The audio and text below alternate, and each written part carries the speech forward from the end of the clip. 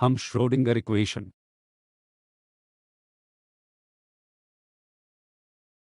को हल करके प्राप्त की गई बाउंड स्टेट के बारे में बात कर रहे हैं। हम अब बदलने जा रहे हैं और फ्री पार्टिकल के बारे में बात करने जा रहे हैं और विशेष रूप से मैं फ्री इलेक्ट्रॉन के बारे में बात करने जा रहा हूं। और जब मैं फ्री इलेक्ट्रॉन कहता हूं, इसका मतलब है कि पोटेंशियल एनर्जी V शून्य के इक्वल है या समकक्ष V इक्वल्स कांस्टेंट है। और इसका मतलब यह है कि पार्टिकल पर बल शून्य के इक्वल है और इसलिए हैमिल्टनियन H, इसे याद करें कि यह हैमिल्टनियन एनर्जी के लिए एक ऑपरेटर है जहां H psi इस I के इक्वल है और H minus H cross square over 2m d2 over dx square plus होने जा रहा है कुछ कांस्टेंट पोटेंशियल जिसे मैंने शून्य मान लिया है। इसलिए यह minus H cross square over 2m d2 बटा dx स्क्वायर n एक डायमेंशन के रूप में सामने आता है और यह H इक्वल होने वाला है minus H cross square over 2m के del square Laplacian plus V के जो minus H cross square over 2m del square n 3D है। इसलिए हम इस विशेष हैमिल्टनियन के लिए श्रोडिंगर इक्वेशन को हल करना चाहते हैं और यह कहाँ उपयोगी है। इसलिए फ्री इलेक्ट्रॉन एक धातु में इलेक्ट्रॉन के लिए काफी अच्छा अप्रॉक्सीमेशन प्रदान करते हैं और मैं इसके बारे में और बाद में बात करूंगा। कुछ टाइम के लिए हैमिल्टनियन एक टी में minus H cross square over 2m d2 बटा dx स्क्वायर है। तो मुझे पहले एक डायमेंशन पर ध्यान केंद्रित करने दें और इसलिए श्रोडिंगर इक्वेशन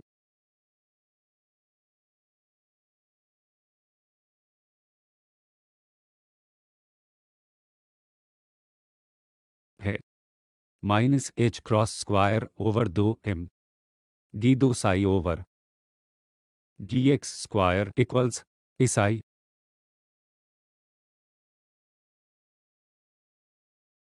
जो कि मेरी श्रोडिंगर इक्वेशन है। और जरूरी है कि अगर V शून्य है तो I शून्य से बड़ी या इक्वल होने वाली है। इसके बारे में हमने पहले बात की है और आपने इसे पुस्तक में एक समस्या के रूप में भी देखा है ताकि इसे हल किया जा सके। अब मैं जो करने जा रहा हूं, लिखें d2 psi over dx square equal है माइनस 2m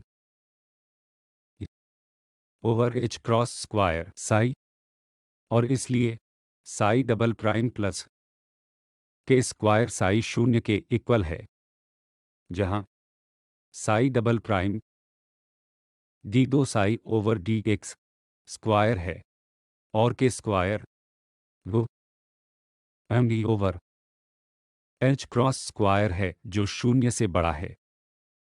तो श्रोडिंगर इक्वेशन अब Sai double prime plus k square psi शून्य के बराबर आता है और संभावित समाधान है कि आप इसे आसानी से जांच सकते हैं। Sai x equals I k x की पावर e या साइन के एक्स या कोसाइन के एक्स या कोई लीनियर कॉम्बिनेशन के प्रश्न फ्री पार्टिकल के लिए है कि कौन सा सही सॉल्यूशन है। इसलिए फ्री पार्टिकल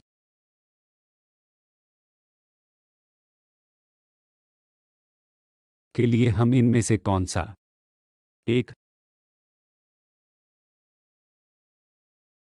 सॉल्यूशन चुनते हैं।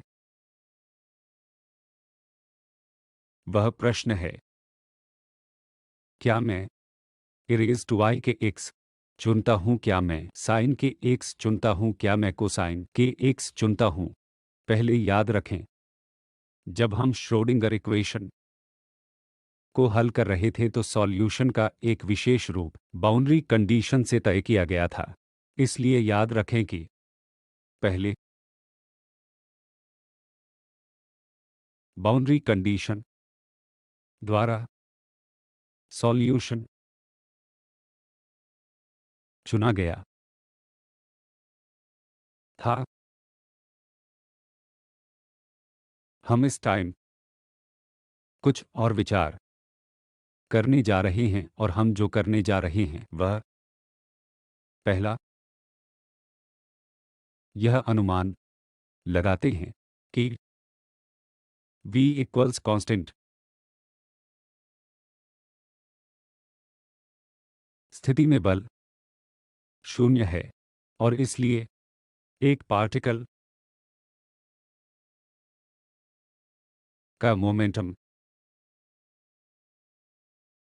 कंजर्व्ड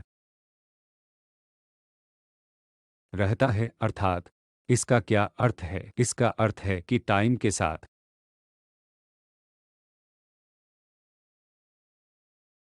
मोमेंटम नहीं बदलता है और यह क्लासिकल होता है। यह एक क्लासिकल परिणाम है।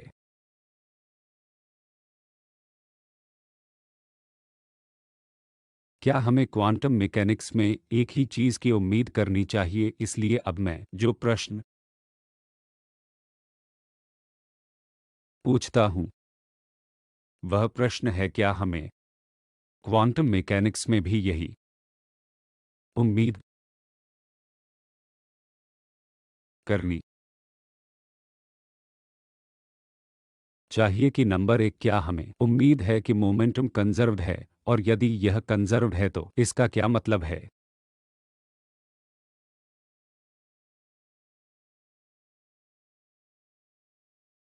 इस प्रश्न का उत्तर देने के लिए अभी याद करें कि स्टेशनरी स्टेट्स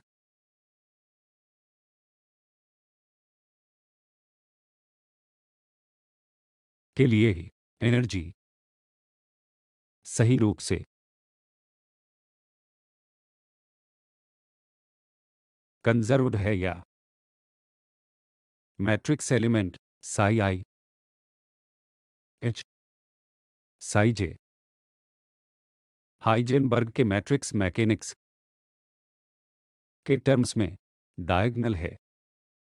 याद रखें कि जब भी कोई मैट्रिक्स होता है जो डायगोनल होता है, जिसका अर्थ है कि संबंधित मात्रा टाइम के साथ नहीं बदलती है और संरक्षित है, तो यहाँ भी अगर मोमेंटम कंजर्व्ड है तो मुझे उम्मीद करनी चाहिए कि साई आई मोमेंटम ऑपरेटर साई जे मैट्रिक्स डायगोनल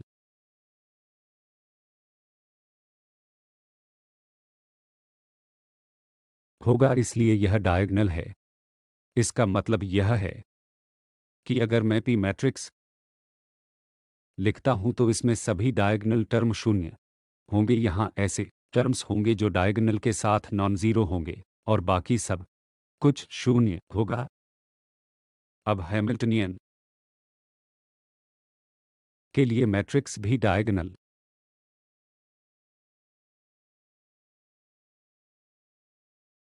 अधिकार है। इसका मतलब है कि अगर मैं प्रोडक्ट पीएच मैट्रिक्स लेता हूं और एचपी घटाता हूं तो यह शून्य होगा। ठीक है, तो इसका मतलब यह है कि यदि कोई मात्रा पीएच माइनस संरक्षित की जाती है, हालांकि वह संबंधित ऑपरेटर संतुष्ट करता है। यदि मात्रा संरक्षित होती है तो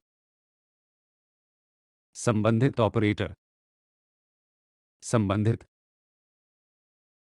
ऑपरेटर संतुष्ट करता है। मुझे इसे अगले पृष्ठ में लिखने दें। तो एच के ओ टाइम्स मैट्रिक्स के उस मैट्रिक्स को संतुष्ट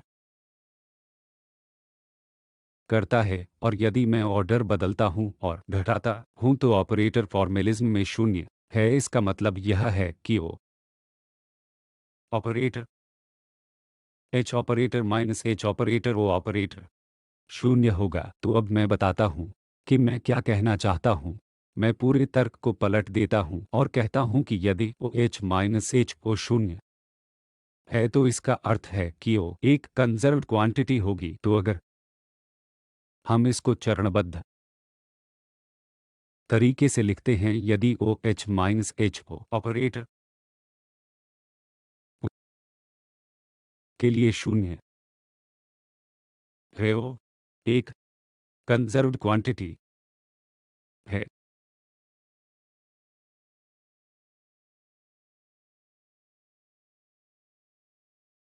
और इसका क्या मतलब है कि वेव फंक्शन साई जैसे कि एच साई इक्वल से साई भी ओ का एक आइगन फंक्शन है। अगर ऐसा नहीं होता तो इसे दिखाते हैं। अगर ऐसा नहीं होता तो साई आई ओ साई जे में भी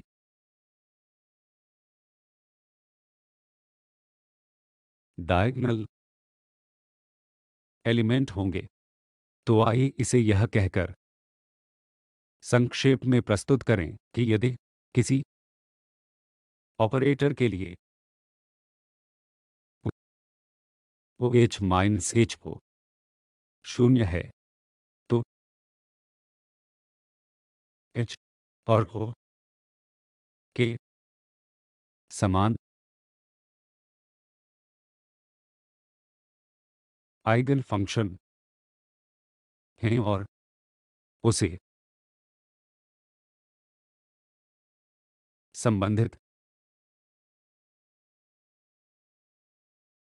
मात्रा कंजर्व्ड है और ओ को ओ के रूप में भी संदर्भित किया जाता है, जिसे ओ भी नहीं कहा जाता है, लेकिन इस आइगन मानों को अच्छी क्वांटम संख्या के रूप में संदर्भित किया जाता है।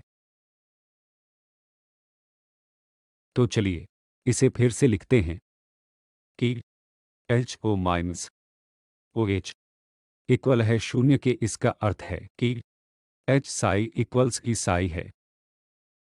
तो साई देता है जैसे कि ओ साई भी कुछ हो साई है, और ओ का आइगन वैल्यू एक अच्छी क्वांटम संख्या के रूप में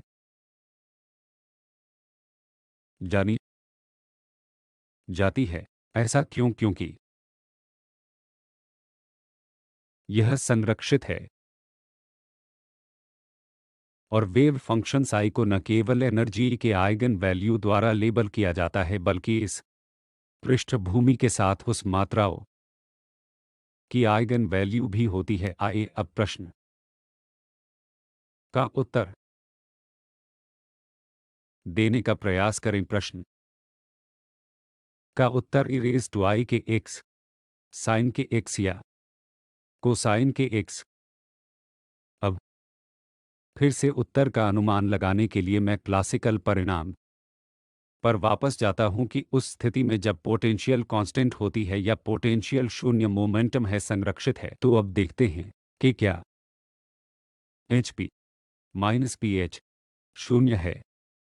याद रखें कि पी क्या है?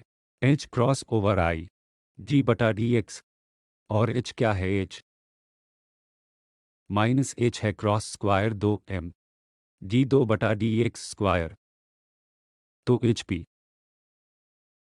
माइनस एच होगा क्रॉस स्क्वायर 2m जी 3/dx³ तीसरा डेरिवेटिव। और भी एच क्रॉस स्क्वायर होगा 2 mt3/dx³ तीसरा डेरिवेटिव का अर्थ है कि H P minus P H शून्य है। इसलिए अगर मुझे लगता है कि H P minus P H शून्य है, और वैसे जब मैं यहाँ पी लिखता हूँ तो यह मोमेंटम पी एक्स का एक्स कॉम्पोनेंट है, इसका मतलब है कि पी एक्स एक अच्छी क्वांटम संख्या है। पी एक्स संरक्षित है। और तीसरा आइगन फंक्शन है। और हम कहते हैं कि आइगन फंक्शन एक स्टेशनरी स्टेट है। श्रोडिंगर के इक्वेशन सॉल्यूशंस भी मोमेंटम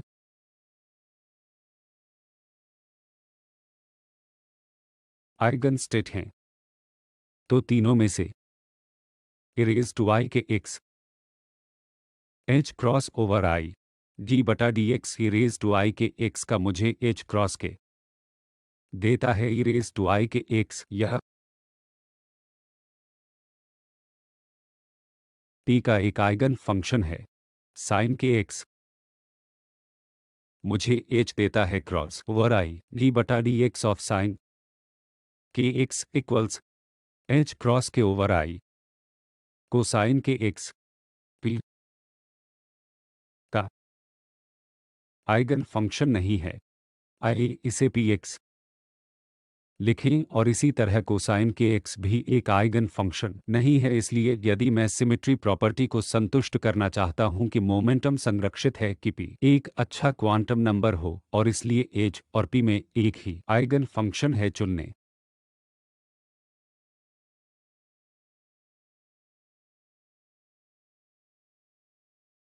का सही सॉल्यूशन है e raise to i k x. इसलिए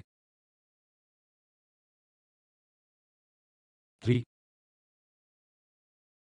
पार्टिकल के लिए यह आइगन फंक्शन है। इसलिए सभी सिमेट्री के साथ फ्री पार्टिकल के लिए संतुष्ट हैं, और जो कुछ भी आई के एक्स तक बढ़ाता है वह आइगन फंक्शन।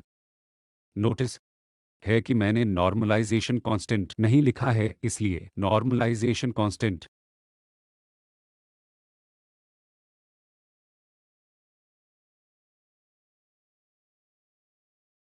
अभी तक निर्धारित नहीं किया गया है। और हम यह भी जानना चाहते हैं कि के को कैसे फिक्स करें। यानी क्या यह कंटिन्यूअस है? क्या यह डिसकंटिन्यूअसली बदलता रहता है? याद करें कि एक बॉक्स समस्या में पार्टिकल के लिए के एन पाई ओवर एल था। यहाँ हम के को कैसे फिक्स करते हैं? इसलिए ये दो समस्याएं संबंधित हैं, और यही अब हम संबोधित करने जा रहे हैं। और जिस तरह से यह सभी पीरियोडिक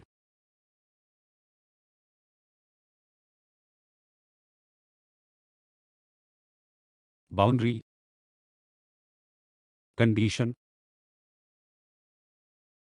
के माध्यम से संबोधित किया जाता है, यह एक ट्रिक है जिसके माध्यम से हम मामले की गणना कर सकते हैं। हम के की गणना कर सकते हैं और हम नॉर्मलाइजेशन कांस्टेंट को भी ठीक कर सकते हैं। तो पीरियोडिक बाउंड्री कंडीशन क्या है? मांग यह है कि psi x plus L Sai x के समान हो, जिसका अर्थ है कि वेव फंक्शन को लेंथ एल पर पीरियोडिक बनाएं, और थर्मोडायनेमिक लिमिट की सीमा में हम एल को इन्फिनिटी तक जाने दें। इसका क्या मतलब है कि एल बहुत बहुत बड़ा है। इसे इतना बड़ा बनाया गया है कि सभी गिनती इंटीग्रेशन के माध्यम से की जा सकती है और आप एक मिनट में देखेंगे, ताकि जब हम इसकी मांग करें, अब psi x equal e raise to i k x है और इसका मतलब है कि psi x plus l e raise to i k x e raise to i k l के इक्वल है, और यह हम ई raise to i k x के इक्वल चाहते हैं, और इसका मतलब यह है कि हमारे पास ई raise to i k L equal एक या के equal 2 n pi over L, जहां n equal 0 plus minus 1 plus minus 2 और इसी तरह हम के की वैल्यू निर्धारित करते हैं, और जब एल इन्फिनिटी के में जाता है तो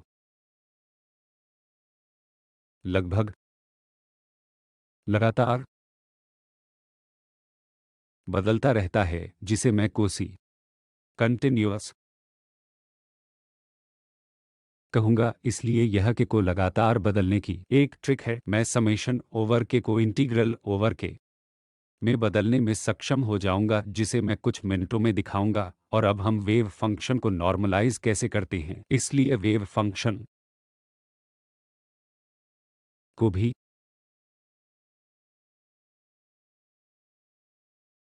इस लेंथ पर नॉर्मलाइज्ड किया जाता है एल। इसलिए हम क्या करते हैं, मान लीजिए कि वेव फंक्शन को सी normalisation E raise to i k x माना जाता है। जो मैं मांग करने जा रहा हूं वह है mod Sai x square integral 0 से एल डी एक्स एक हो, और यह तुरंत मुझे mod C N square times L equal एक या सी एन इक्वल्स एक ओवर रूट एल। और इसलिए हम पीरियोडिक बाउंड्री कंडीशंस के साथ वेव फंक्शन साई एक्स लिखने जा रहे हैं, और इस लेंथ पर नॉर्मलाइज्ड बॉक्स एल के रूप में एक over root l e raise to i k x है। जिस क्षण मैंने इस एल को यहां पहुंचाया, इसका मतलब है कि मैं एल पर पीरियोडिक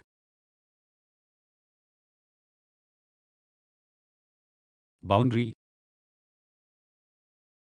की कंडीशन भी दर्शाता हूं, और इसका मतलब है कि K equal 0 2 n pi L N K equal 1 2 3 के इक्वल होता है, और इसी तरह प्लस माइनस 1 प्लस माइनस 2 और इसी तरह। तो इस तरह से हम के को गिनते हैं, और इस तरह हम वेव फंक्शन को नॉर्मलाइज करते हैं। तो अगर मैं इसे चित्रित करना चाहता हूं, मान लीजिए कि मैं इसे एक रेखा पर खींचता हूं, यह के 0 के इक्वल है प्रत्येक 2 पाई ओवर एल पर एक के वैल्यू 4 पाई ओवर एल है, और इसलिए इन सभी बिंदुओं पर के निगेटिव पक्ष पर एक विशेष के वैल्यू भी प्रदर्शित होता है।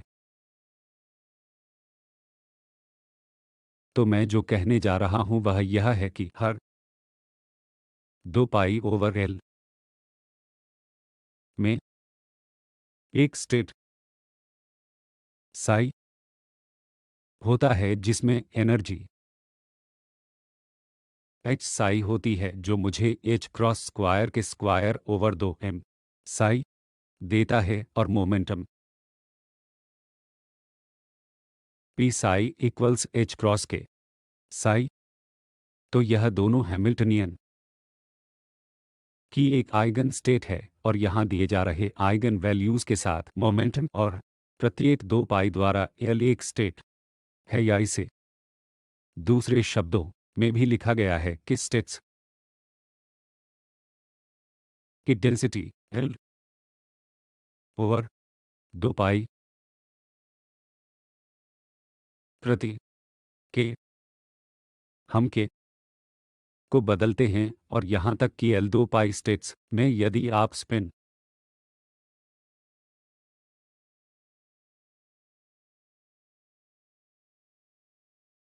को शामिल करते हैं, तो हर स्टेट वो इलेक्ट्रॉन को समायोजित कर सकता है। इसलिए हम एक डायमेंशन में ऐसा करते हैं। तीन आयामों के बारे में क्या है? तो अगला प्रश्न हम पूछते हैं कि 3D में हैमिल्टनियन के बारे में 3D में minus H cross square 2m del square पर क्या होगा? जो माइनस एच क्रॉस स्क्वायर है जो 2m डी 2 बटा डी एक्स स्क्वायर। अब मैं इस डी 2 को डी एक्स द्वारा पार्शियल डेल 2 द्वारा डेल एक्स स्क्वायर में बदलने जा रहा हूं, क्योंकि अब मेरे पास सभी तीन derivative plus del 2 del Y square plus होने जा रहे हैं डेल 2 डेल जेड स्क्वायर। हम वेरिएबल का पृथक्करण कर सकते हैं और बाद में समस्या को हल करते हैं। अब फिर से हैमिल्टनियन इसे शून्य के इक्वल संतुष्ट करता है, क्योंकि p वेक्टर मुझे यह लिखने देता है कि यह एक वेक्टर है जो कुछ भी नहीं है लेकिन h रेडियंट ऑपरेटर को i टाइम्स क्रॉस करता है, और आप खुद को संतुष्ट कर सकते हैं कि यह h p minus P H शून्य के इक्वल है और इसलिए p संरक्षित है। एक और एक ही बात, एक अच्छी क्वांटम संख्या है और इसलिए सॉल्यूशन h और p दोनों का आइगन फंक्शन होना चाहिए। और विवरण के बिना मैं अभी आपको बता सकता हूं कि साई एक्स वाई और z के फंक्शन के तौर पर कुछ नहीं मात्र e raise to i K dot r है, जो मैं लिखने जा रहा हूं कि जैसे e रेज़ टू i के एक x प्लस के 2 y प्लस के 2 के 3 z को बढ़ाता हूं। यह वेव फंक्शन है। सामने एक कांस्टेंट होगा जिस पर हम कुछ क्षणों में चर्चा करेंगे, और h साई अब मुझे 2m के स्क्वायर पर h क्रॉस स्क्वायर देने जा रहा है, जो h क्रॉस स्क्वायर 2m के एक स्क्वायर प्लस के 2 स्क्वायर प्लस के 3 स्क्वायर साई है, जो एनर्जी है। इसलिए यह वह एनर्जी है h क्रॉस स्क्वायर के स्क्वायर ओवर 2m या p o square over 2m, और p साई कुछ नहीं लेकिन h क्रॉस के वेक्टर टाइम्स साई, जो h क्रॉस के एक x यूनिट वेक्टर प्लस के 2 y यूनिट वेक्टर प्लस के 3 z unit vector Sai energy p square over 2m है। तो 3D में ऐसा होता है। अब अगर मैं यहाँ पीरियोडिक बाउंड्री कंडीशंस को लागू करता हूँ,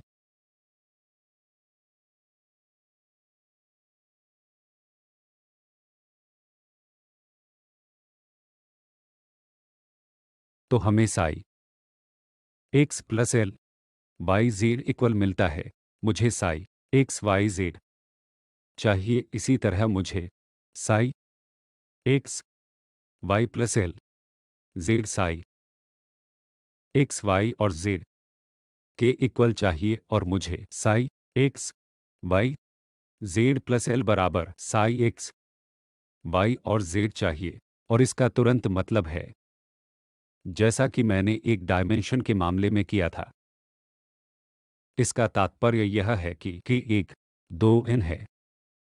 मुझे अभी इसे बुलाने दे n x pi over l n x equal 0 plus minus 1 plus minus 2, और इसी तरह के 2 होने जा रहा है 2 n y pi over l n y 0 plus minus 1 plus minus 2 है, और इसी तरह और के 3 होने जा रहा है 2n z pi over l और z 0 plus minus 1 plus minus 2 और वगैरह है। और अब मैं आकार l के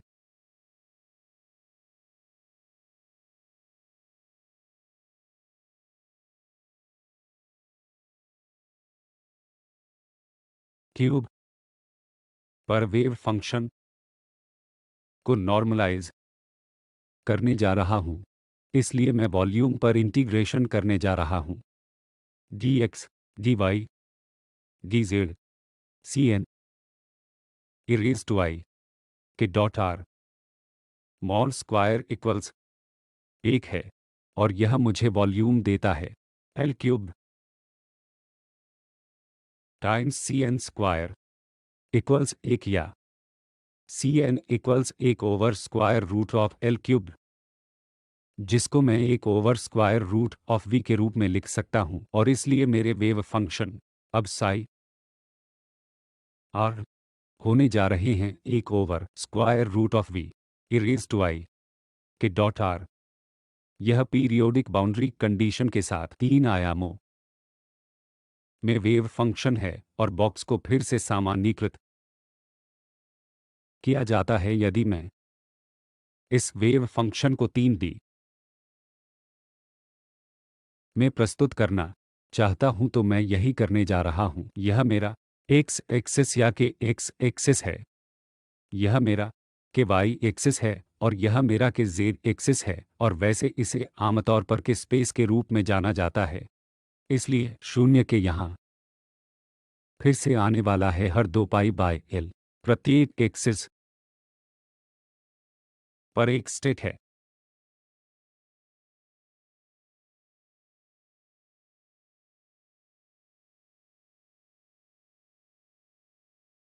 और फिर हर जगह जहां भी एक आंतरिक मिलान है वहां एक स्टेट होने जा रहा है। इसलिए इन स्टेट्स को इन डॉट्स द्वारा दर्शाया जाता है, जहां मैं बस एक इंटीजर द्वारा सब कुछ बढ़ाता रहता हूं। मुझे इन डॉट्स को इस तरफ भी बनाने दें। दूसरे शब्दों में, यदि मैं इस स्पेस को लेता हूं और के स्पेस में 2π/L के आकार का एक बॉक्स बनाता हूं तो इसमें एक स्टेट होती है। इसलिए r π³ क्यूब्ड का वॉल्यूम जो कि 8π³ जिसमें एक के स्टेट होती है, या आप कह सकते हैं कि एक स्पेस में के पॉइंट्स की डेंसिटी V/8π³ है। इसलिए यदि मेरे पास कुछ वॉल्यूम के स्पेस V के है तो अगर मैं इसे V/8π³ से मल्टीप्लाई कर दूं तो मैं उसके स्पेस वॉल्यूम में के पॉइंट्स की संख्या प्राप्त करने जा रहा हूं। कैसे इलेक्ट्रॉन की संख्या के बारे में इसके स्टेट में से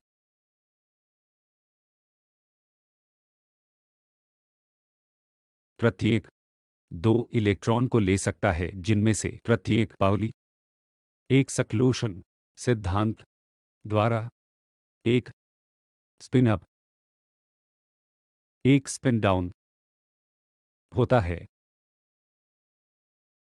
इसलिए अब तक मैंने आपके लिए काफी कुछ तैयार कर लिया है। धातुओं के लिए एक बहुत ही सरल अप्रॉक्सीमेशन की आवश्यकता है। तो अब मैं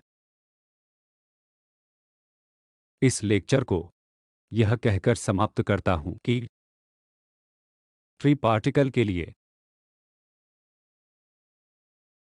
h-h × 2m∇² के इक्वल है, तब मोमेंटम p एक अच्छी क्वांटम संख्या है, जिसका अर्थ है कि pH-h क्षमा करें pH- hp वेक्टर 0 है। Wave function psi XYZ V का 1/√e⁻⁴ के डॉट r है। V इक्वल है L³। मैं L के एक क्यूब पर नॉर्मलाइज कर रहा हूं और के वेक्टर 2nx/L पाई x डायरेक्शन प्लस 2ny/L पाई j डायरेक्शन प्लस 2nz/L पाई के डायरेक्शन nx ny और nz सभी 0 ± 1 ± 2 और वगैरह के इक्वल है। और अंत में के स्पेस में स्टेट्स की डेंसिटी, क्योंकि के या पी एक अच्छी क्वांटम नंबर है इसलिए मैं के स्पेस में डेंसिटी को माप सकता हूँ v ओवर 8 पाई क्यूब प्रति यूनिट के स्पेस वॉल्यूम है। इसके साथ अब हम अगले लेक्चर में इन विचारों को धातुओं पर बहुत ही सरल तरीके से लागू करेंगे जहां हम फर्मी एनर्जी, फर्मी मोमेंटम और उन जैसी चीज़ों के बारे में जानेंगे।